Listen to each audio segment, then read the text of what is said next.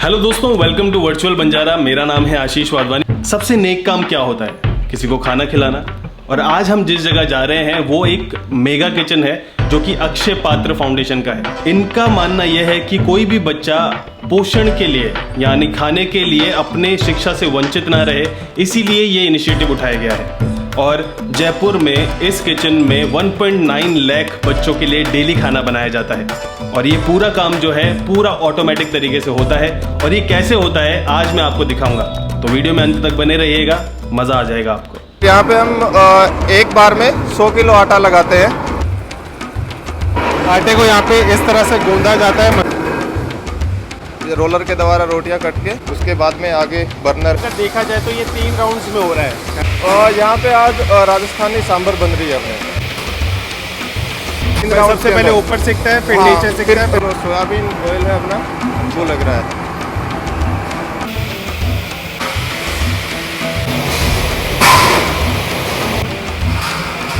Steam से sterilise करते हैं ताकि कोई बैक्टीरिया वगैरह न रहे। इसके फिल्टर है।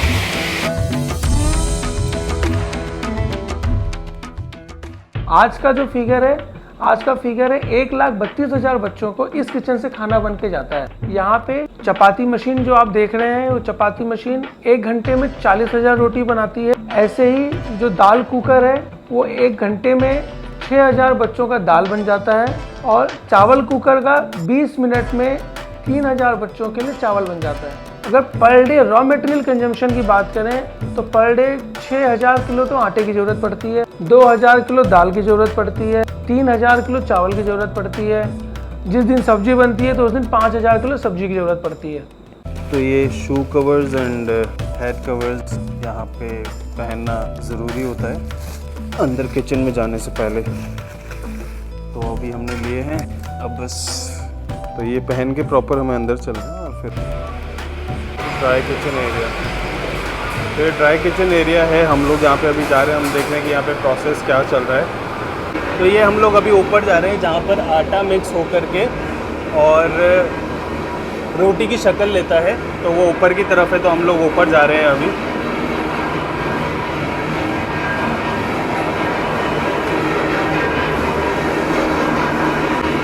तो ये आप अभी आटा इसमें लगा रहे हैं ना?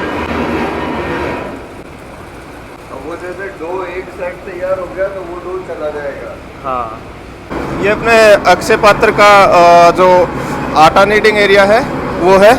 और यहाँ पे हम एक बार में 100 किलो आटा लगाते हैं जो कि 10 मिनट में तैयार हो जाता है अपना। ये जो मशीन है ये आटा नीडिंग मशीन है जिसमें यहाँ पे पानी डालने का है। ये कंटिन्यू चलती रहती है 10 मिनट तक। 10 मिनट के अंदर तैयार आटा यहाँ से हम ट्रॉली के अंदर डालते हैं और ट्रॉली के से हम यहाँ पे डालते हैं। इसके बाद में जो आटे की शीट बनती है अपनी, जो आगे जाके रोलर के ऊपर कट के जो रोटियाँ जो निकल रही हैं आगे उस टाइप में निकलती हैं। जो माता जी जो रहती हैं यहाँ पे, जो कि छाट के अपन जो बढ़िया रोटी आगे जाती हैं, जिस रोटी के अंदर कोई दिक्कत होती है तो वो वापस कन्वेयर के ऊपर आ जाती है वो।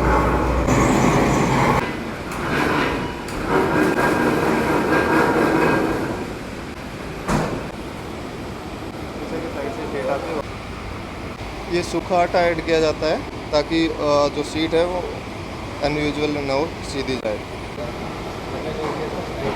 ये रोलर के द्वारा रोटियां कट के और जो आगे शेप के अंदर आगे चली जाती हैं।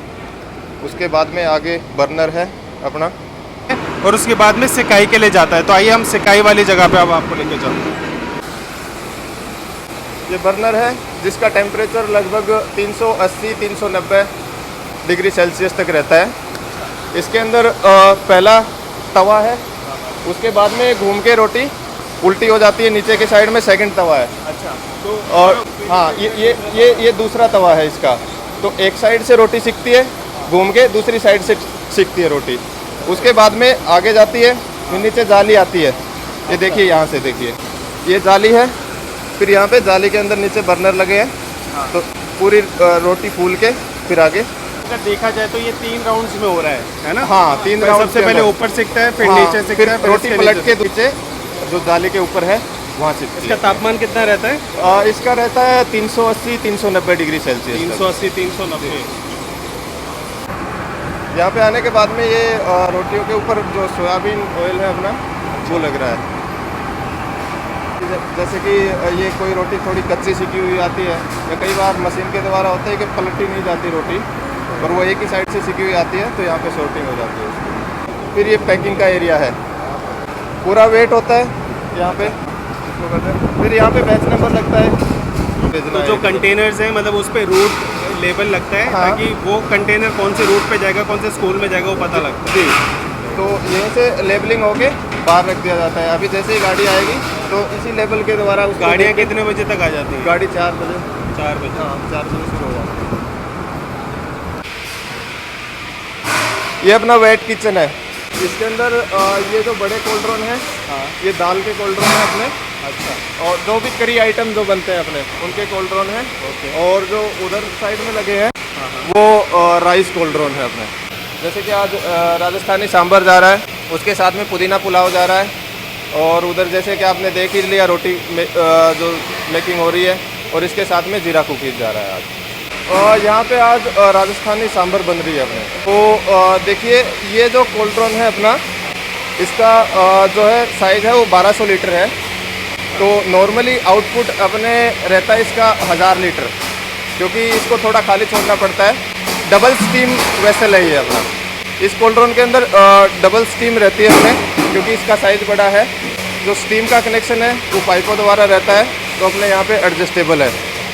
जो स्टीम किचन तक जाती है वो स्टीम इंजन से बनती है, और इस स्टीम इंजन में काउ डंग्स एंड वुड यानी लकड़ियाँ डाली जाती हैं। और आप देख सकते हैं कि किस तरह इस इंजन में आग धधक रही है, जिससे कि स्टीम जनरेट होती है और पाइप द्वारा किचन तक पहुंचाई जाती है। सांभर के लिए जो कद्दू हैं वो ऐड हो रहे हैं इसमें।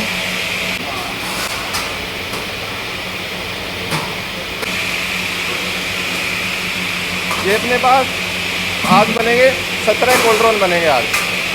ये जैसे ही ये कंप्लीट होता है, इधर वाल लगा है इसका अपना, ये वाल खोलते हैं तो ये जो पाइपलाइन जो बनी हुई है इसके थ्रू, यहाँ पे देखिए आप, ये जो एरिया है ये दाल पैकिंग एरिया है। इस पाइपलाइन के थ्रू यहाँ पे आता है, और जैसे यहाँ पे सांभर आएगी उनके द्वारा फिर आगे जो पैकिंग है वो रहता है, उनको भरा जाएगा। हाँ उनको ये क्या भरा है जाएगा। सामने? ये है अपना पुदीना पुलाव। पुदीना पुलाव। जी, ये पुदीना पुलाव बन रहा है। पुदीना पुलाव बनाने के लिए सबसे पहले एक कोल्ड्रॉन में बहुत सारा तेल और उसमें बहुत सारे मसाले डाले जाते हैं पुलाव के हिसाब से, और उसके बाद में पुदीना के बड़े बड़े जो वेसल्स हैं इसमें डाले जाते हैं एक के बाद एक, और उसके बाद में इसे चलाकर पकाया जाता है, और उसके बाद में इसमें चावल मिलाकर ये पुदीना पुलाव बनाया जाता है। जो राइस है उसकी पहले क्लीनिंग होती है, उसके बाद में इसके अंदर एडिशन होता है।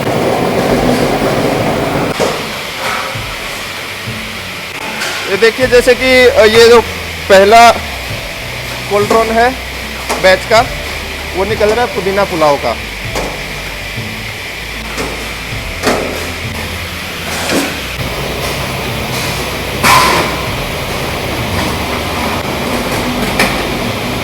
आगे लाया जाता है, ये राइस शूट है अपना। इसके अंदर जैसे लाके डालते हैं, उसके बाद में 2 लोग खड़े रहते हैं, तो पलटों की सहायता से आगे भरा जाता है इसको। और ये vegetable cleaning and cutting area है। ये है वॉशिंग के लिए अपना। सबसे पहले नॉर्मल वाटर के अंदर जो वेजिटेबल है उसको क्लीन किया जाता है। उसके बाद में नेक्स्ट है क्लोरिनेशन होता है। 150 ppm के अंदर अपन जो वेजिटेबल है उसको वॉश करते हैं, उसके बाद में ही उसके कटिंग होती है। जो ये है वेजिटेबल कटिंग मशीन है। ये कटिंग वाला रहता है अपना, कि जैसे आज का जो है वो कल शाम को कटिंग हो गया, शाम को कटिंग होके ये अपना कोल्ड रूम है, जिसके अंदर अपन स्टोर कर लेते हैं शाम को, क्योंकि इतनी अमाउंट में बनता है तो हाथों हाथ कटिंग पॉसिबल नहीं है। तो शाम को अच्छे से सॉर्टिंग होके क्लीनिंग होके फिर कटिंग करके अपन ये कोल्ड रूम है अपना, इसके अंदर स्टोर कर लेते हैं अपन। टेम्परेचर इसका रहता है 5 डिग्री सेल्सियस तक रहता है जी। अपना वेसल एरिया, यहाँ पे जो वेसल्स हैं क्लीनिंग होके यहाँ पे स्टोर होते हैं। जो पैकिंग के टाइम पे वहाँ से फिर सीधा जो आगे है वेट किचन के अंदर वेसल्स जाते हैं अपने। वेसल को क्लीन करने का प्रोसेस क्या है? वेसल को क्लीन स्कूल से गाड़ी वापस आती है, उसके बाद में ये यहाँ पे ये वेसल अनलोडिंग एरिया है। यहाँ से ये जो चलता है खाली करके वेसल्स को और यहाँ पे माताजियों को दिया जाता है, तो ये फंवारे चलते हैं यहाँ पे, तो यहाँ पे क्लीन होते हैं वेसल्स। जो यहाँ पे मैनुअली वेसल क्लीन कर दिए जाते हैं उसके बाद का जो प्रोसेस है वो सबसे इम्पोर्टेंट है। सारे वेसल्स को स्टीम क्लीन किया जाता है, स्टेरिलाइजेशन किया जाता है, स्टेरिलाइजेशन प्रॉपर होता है ताकि इसका। जो बैक्टीरिया वगैरह है वो कोई ना रहे इसके अंदर। उसी के बाद में ही पैकिंग होती है अपने। वेट किचन के अंदर चले जाते हैं। ये स्टीम चैम्बर है जिसके अंदर सिर्फ बर्तन पे लगने वाले ढक्कन हैं, वो 100% स्टेरिलाइज किए जाते हैं। आपने वहाँ पे देखा वेसल स्टेरिलाइजेशन हो रहा था, पर वेसल तो स्टेरिलाइज हो गया, लेकिन वेसल के ऊपर लगने वाला जो ढक्कन है वो इसके अंदर प्रॉपर्ली स्टेरिलाइज किया जाता है। ये देखिए, जैसे कि आप ये स्टिकर्स देख रहे हैं, ये इनके ऊपर जो स्टिकर्स लगते हैं वो एक तो लगता है कि कौन से नंबर कोल्ड ड्रॉन से निकला है, बैच नंबर लगता है, दूसरा कि कितना परसेंटेज भरा है ये। अच्छा, हाँ, तो ताकि अपन जैसे स्कूल में जाएगा तो उसके अंदर ये देख पाएँ कि बिना खोले ही ये देख पाएँ कि इसके अंदर कितना मटेरियल है, मतलब कितना खाना है वो भरा है इसके अंदर। हाँ, ये जो 25% का लगेगा, तो इसके अंदर ये है कि ये 2 जगह का 25% खाना है वो इसके अंदर डाला गया है। ये जो R2 है मतलब कि राइस कोल्ड्रॉन है 2nd नंबर का।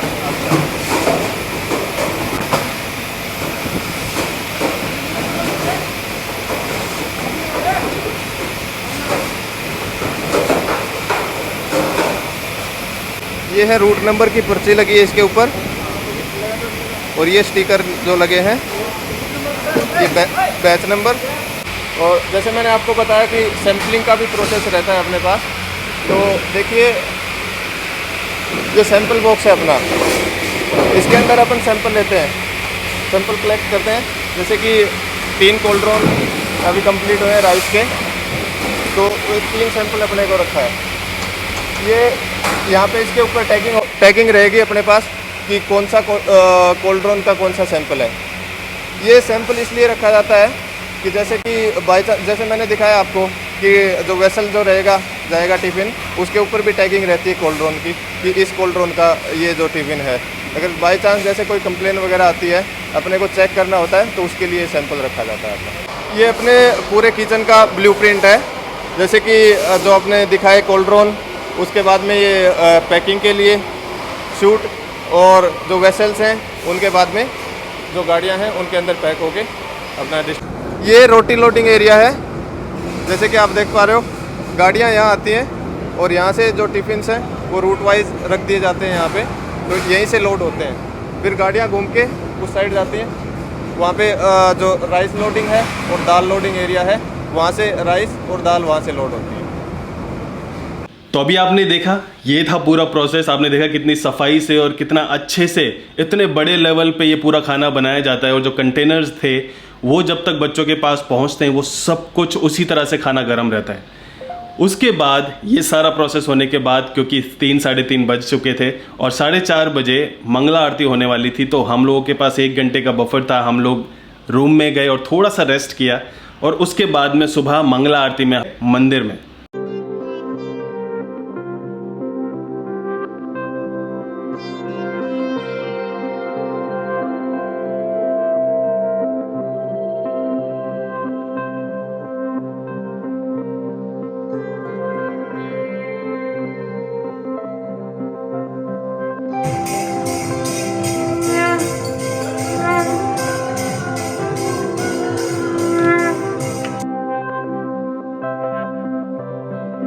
ये है कृष्ण बलराम मंदिर। ये सब होने के बाद हम लोग गए हवन पे।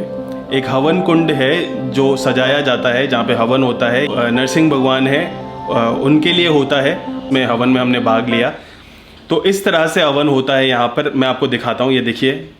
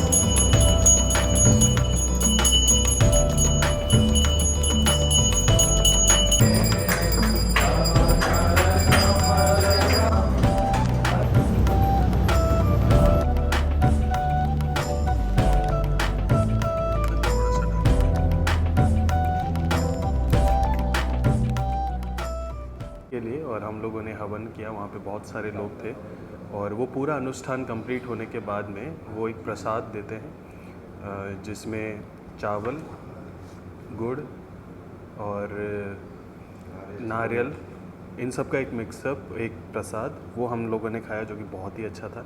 और उसके बाद में हम लोग अभी आए हैं प्रसाद के लिए, जहाँ पे ये आप देख सकते हैं एक रायता है, बूंदी रायता, और ये खिचड़ी है और एक पराठा। बिल्कुल सात्विक भोजन है। ये जो अपन प्रसाद ग्रहण कर रहे हैं आशीष, इस प्रसाद की जो ख़ास बात है कि इसमें स्पाइसेस मिनिमम होते हैं।